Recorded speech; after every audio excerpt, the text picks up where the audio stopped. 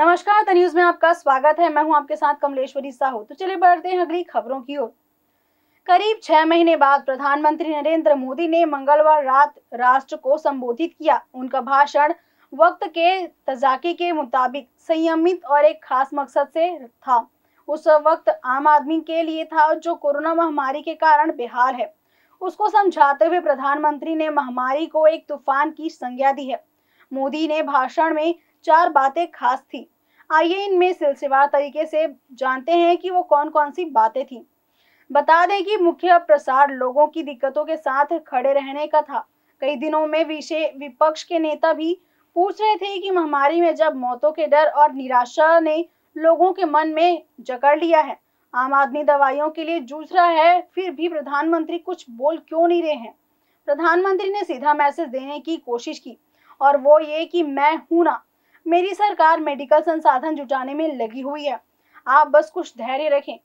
प्रधानमंत्री ने अपने भाषण में रामनवमी और रमजान को भी याद किया। 2020 के भाषणों में ये भाषण काफी अलग रहा। इनमें कोई नया प्रोग्राम नहीं दिखाई दिया, कोई नई घोषणा भी नहीं की गई। प्रधानमंत्री ने काफी कुछ राज्यों पर छोड़ भी दिया। इसमें समझाया जा सकता है कि हालात कितने गंभीर हैं।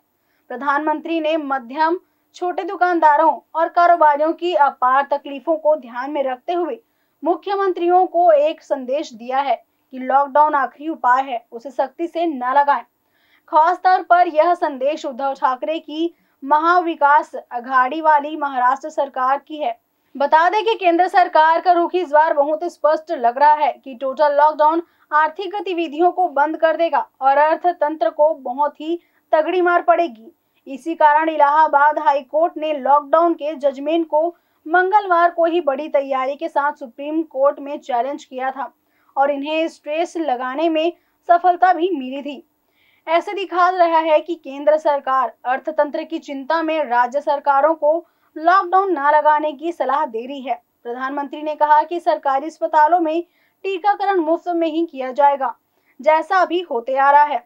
हालांकि फिलहाल यह स्पष्ट नहीं है कि 18 से 45 वर्ष की आयु वाले नागरिकों को भी सरकारी अस्पतालों में मुफ्त टीकाकरण सेवा केंद्र सरकार द्वारा मिलेगी या नहीं।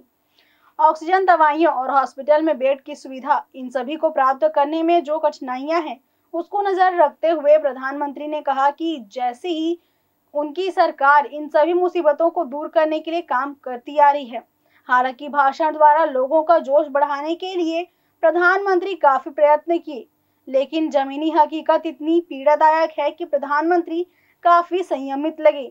2020 के भाषणों की तरह कोई नई घोषणा नहीं की गई थी, कोई नया प्रोग्राम नहीं किया गया था। साथ ही आम आदमी का हौसला बढ़ाने के लिए वर्तमान समय का बोझ प्रधानमंत्री के चेहरे पर साफ झलक रहा था। खबरों में फिलहाल के बस इतना ही। आगे की अपडेट्स के लिए बने रहे हमारे चैनल द न्यूज के साथ। नमस्कार।